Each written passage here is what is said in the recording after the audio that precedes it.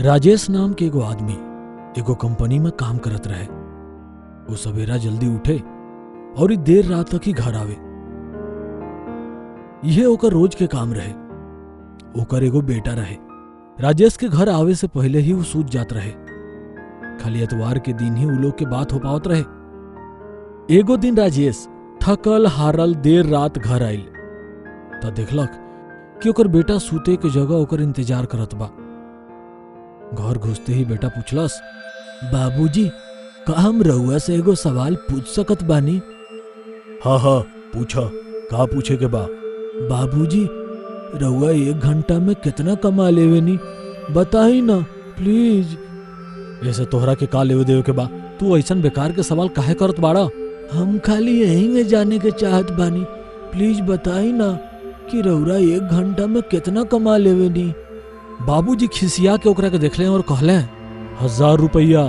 बेटा बड़ी मासूमियत से मुड़ी झुका के कहलस, बाबूजी, का रउआ हमरा के 500 रुपया उधार दे सकत बानी? इतना सुनला के बाद राजेश आग बबूला हो गई। अच्छा, तो तू यही से फालतू के सवाल करत रहला ताकि हमरा से तू पैसा लेके कोनो बेकार के खिलौना आ उठ पटांग चीज खरीद पावा। चुपचाप अपना कमरा में जा और सूत जा। हम दिन रात मेहनत करके पैसा कमानी और तू बेकार के काम में ओकरा के बर्बाद करके छात बड़ा। ये सुन बेटा के रोवाई आ गई और यू अपन कमरा में चल गई। राजेश अभियो खीस में रहे और ये सोचत रहे कि आखिर ओकरा बेटा के ऐसे करे के हिम्मत कैसे भइला। और 1 घंटा बीतला के बाद वो थोड़ा शांत भइल और सोचे लागल कि हो सकत बा कि ओकरा बेटा कोनो जरूरी काम से पैसा मांगत हुई, काहे कि आज से पहले वो कबो एंगा पैसा ना मांगले रहे। फिर वो उठ के बेटा के कमरा में गई और कहलस, का तू सुतत बाड़ा?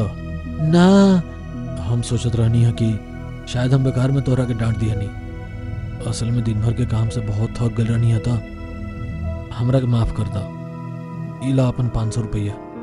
ऐसन बोल के वो अपन बेटा के हाथ में 500 के नोट रख दियलस।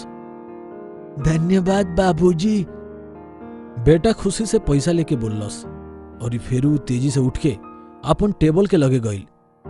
वहां ओकर पिगी बैग रहे। ओमे से वो ढेर सारा सिक्का निकललस और धीरे धीरे ओकरा के गिने लागल। ई देख राजेश के फिर से खींच आवे लागल। जब तोहरा लगे पहले से ही पैसा रहे तो तू हमरा से पैसा काहे मांगला हा?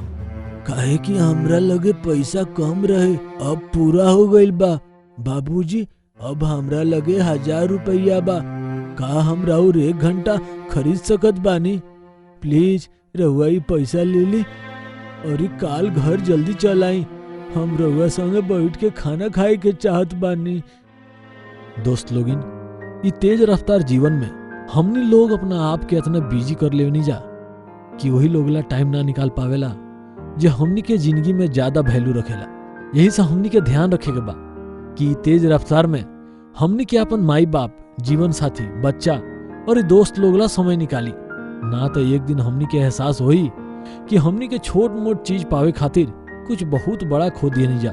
रउआ लोग के का विचार बा कमेंट बॉक्स में जरूर बताई जा।